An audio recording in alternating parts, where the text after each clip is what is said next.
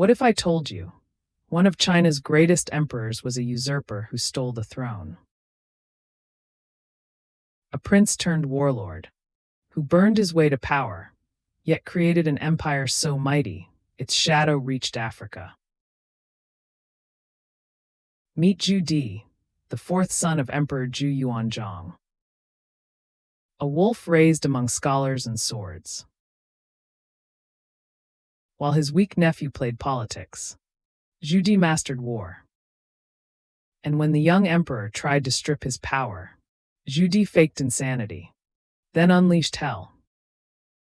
After the Ming Dynasty was founded, the remaining Mongol forces retreated to the steppes but kept raiding the border. To defend the frontier, Emperor Zhu Yuanzhang made his sons princes and sent them to guard key regions. His fourth son, Zhu Di, was named Prince of Yan. At 20, he took command in Beijing. Fighting against the Oirat Mongols, he became a skilled warrior and leader.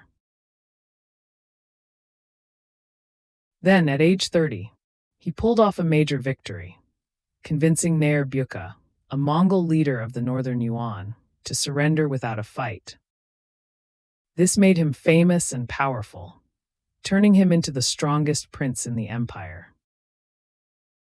In 1392, tragedy struck when the crown prince died.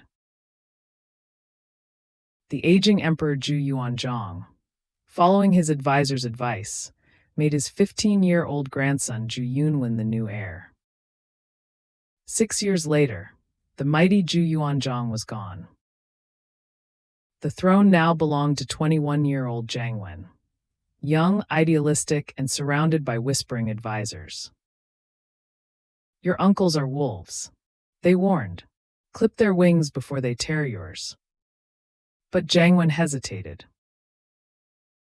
Instead of striking at the most dangerous wolf, Zhu Di, the Prince of Yan, he went after the weaker ones first.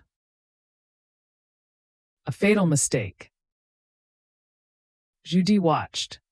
Zhu Di waited. And when the emperor's men came to strip his troops and replace his generals, he smiled. And then he played the madman. They said Prince Zhu Di had lost his mind, rolling in the dirt, howling at the moon, babbling like a fool. But behind palace walls, swords were being sharpened. Armies were gathering. Then the strike. With a roar of righteousness, Zhu Di declared his rebellion.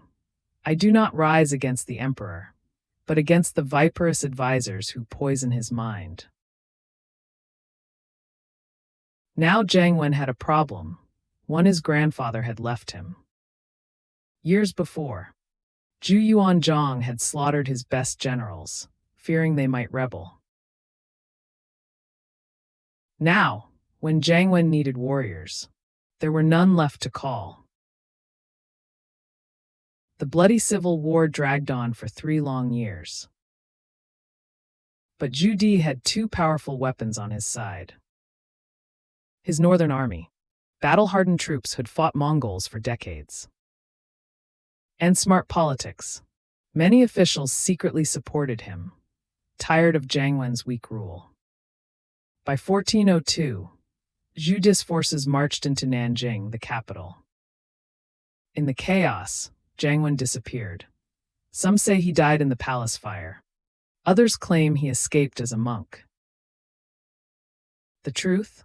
No one knows.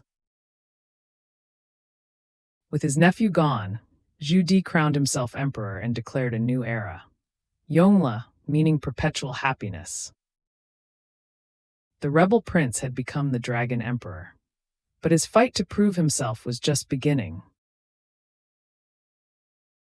Emperor Yongle launched history's most spectacular naval missions, sending Admiral Zheng He's treasure fleets across the Indian Ocean.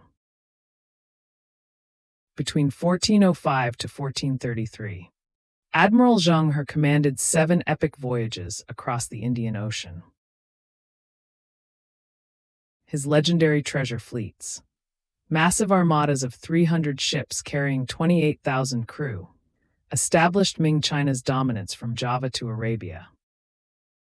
These weren't just trade missions, but grand displays of imperial power that brought back exotic treasures, including African giraffes presented as diplomatic gifts to the emperor. The Yongle Encyclopedia was a monumental achievement in Chinese cultural history, the Wikipedia of the Ming Dynasty, but written by hand. 2,000 scholars spent 5 years copying every book in the empire by order of the emperor, a Google of the medieval world. Only 4% survives today, making it one of civilization's great lost treasures. And Yongle never forgot his roots, the Mongol threat.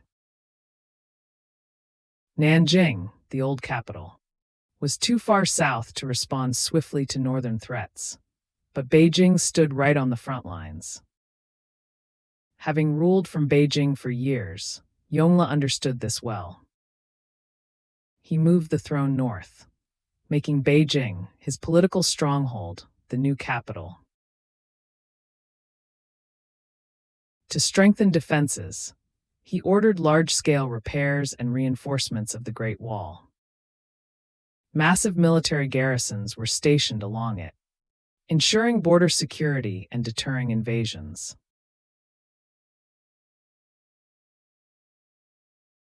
Five times, he led personal crusades into the steppes. At 64, he died in camp. A soldier's end.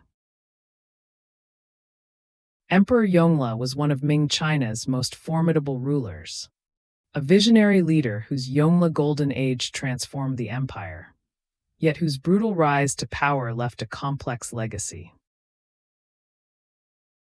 500 years later, his mark still stands.